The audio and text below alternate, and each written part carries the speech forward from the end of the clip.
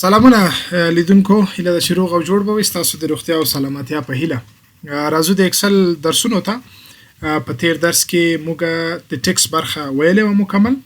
نو راځو نن ډېر ساده اپشن دی داسې کې چې هغه موږ په تیر درس کې حتی په ورډ کې موږ ویلي وو. همالته ورډ کې ډېر کارول کېږي هم، په اکسل کې بیا هم یو یادونه کوو چې پاتې نه شي له موږ نه. درس دا دی چې اکویشن او سمبول لرو. اکویشن تاسو کولی شئ په اکسل کې د ریاضي پوښتنې ولیکئ. حل نه کړئ، مثلا داسې نه چې اکسل تاسو ته حلوي، بلکې فقط فرمول لیکئ، سوال لیکئ او هغه بیا بیرته تاسو وروسته په قلم حلوئ یا په کمپیوټر کې هم بیرته کولی شئ حل یې ولیکئ. اما دا برخه تاسو ته پوښتنه نه حلوي، فقط څه کوي؟ پوښتنې جوړوي، لیکي. تاسو کولی شئ ریاضي پوښتنې پرې جوړې کړئ. نو د اکویشن برخه باندې کلیک وکړئ، راشئ دلته وګورئ سمبولونه هغه لرو، فرمولې. نو تاسو دغه فرمولې به انتخابوئ. مثلا زه دغه فرمول انتخابوم، کلیک پې وکړئ، اتومات تاسو ته دغه فرمول اضافه کېږي د سکرین پر مخ. فکر کوم د محمد بن موسی فرمول دی. کولی شئ د A B C او A پر ځای تاسو خپل ارقام ولیکئ. دا اسانه. او که چیرې په خپله غواړئ یو سوال ولیکئ او خپله یو جوړ کړئ بغیر د دومره چې د ځینې تیارې او کمپلیټ انتخاب کړئ. نو د دې لپاره بیا تاسو راشئ لاندې د انزرټ نیو اکویشن برخې ده. انزرټ نیو اکویشن په دې کلیک وکړئ. دلته تاسو ته سمبولونه درکوي، مثبت، ضرب، تقسیم، سوالیه یا مثال انټګرال یا فیصدي کوم هغه وي سمبول تاسو په کار، هر سمبول تاسو په کار کېږي دلته شته. یا کسر لیکئ، فراکشن برخه موږ لرو دلته. تاسو کولی شئ اسانه کسرونه ولیکئ. د سکرپ یا توان، طاقت څونه تاسو لیکئ دلته موږ لرو. راډیکالونه دي یا جذرونه دي، تاسو کولی شئ جذرونه ولیکئ. خلاصه ټول اپشنه تاسو ته پراته دي، فقط لاړ شئ، کلیک وکړئ. زه به ساده راشم یو کسر ولیکم، کلیک وکړئ. تاسو ته په دې ډول چوکاټ درکوي. پورته چوکاټ باندې کلیک کړئ، مثلا 2 لیکم. لاندې چوکاټ کلیک وکړئ، 3 ولیکئ. همداسې مخ ته ځئ. بس غواړم چې مساوي ورکړم، مساوي کولی شئ له دې ځای نه ورکړئ. ته راشئ مساوي لرو، کلیک پرې وکړئ. نو 2 پر 3 مساوي کېږي. له څو سره دلته به سوالیه ورکړم. دا شوه د ریاضي یوه پوښتنه. اما په اکسل کې دا ډېر کم کارول کېږي، ځکه موږ په اکسل کې د ریاضي پوښتنې نه لیکو، چپټر نه لیکو. نو اپشن لري، کولی شئ د ضرورت په وخت کې ترې ګټه واخلئ.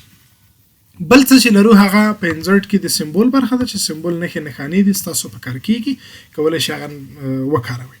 دلته کلیک وکړئ. خو یو څه دي چې دا سمبولونه فعلا دومره په زړه پورې نه دي، خو که غوښتل مو چې داسې ښه سمبولونه نور را پیدا کړئ، بیا به تاسو راشئ د فونټ برخې ته. په دې ځای کې آخر ته به لاړ شئ. دلته د ډبلیو په برخه کې موږ د وینګ ډینګ په نامه هغه لرو.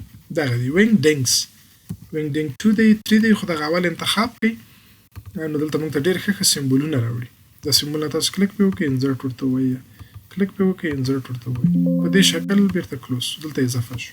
انتخاب یې کړئ. حتی کولی شئ تاسو د دغو سایز هم له دې ځای نه څنګه کړئ، سایز یې غټ کړئ. حتی کولی شئ رنګ ورکړئ په هر ډول شي تاسو غواړئ.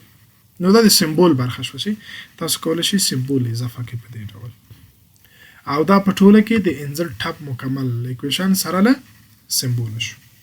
د ډرا ټب به هم درته همدغه درس کې تشریح کوم، ځکه ډېر نه دی، ډېر کم دی. بیا به درس ختم کړو. د ډرا په ټیبل کې تاسو د رسمۍ اړوند بعضې اپشن درکوي. دلته وګورئ تاسو رقم قلمونه لرئ، کلیک پرې کوئ، کولی شئ لیکنه پرې وکړئ په هر ډول چې تاسو غواړئ. او په دغه علامه باندې چې کلیک وکړئ، بیا رنګ یې هم تغیرولی شئ، سایز یې هم غټولی شئ. دا برشونه دي، په دې ډول کار ترې واخلئ. بیرته پنسل پاک اریسر هم لري چې بیرته یې پاکولی شئ په دې شکل. صحیح شو. دلته چې راشئ د آرټ په برخه کې پن لري، هایلایټرونه دي. مثلا هایلایټر انتخاب یې دا دی، راشئ هایلایټر انتخاب کړئ، رنګ یې هم انتخاب کړئ. کولی شئ یوځای هایلایټ کړئ. حتی ځکه یو 100 هایلایټو مکمل 100 راځي. بیرته یې پاکوئ. د رسر په وخت کې دا ډېر نه کارول کېږي، فقط مازه د ضرورت په وخت کې هغه هم کولی شئ له دونه ګټه واخلئ.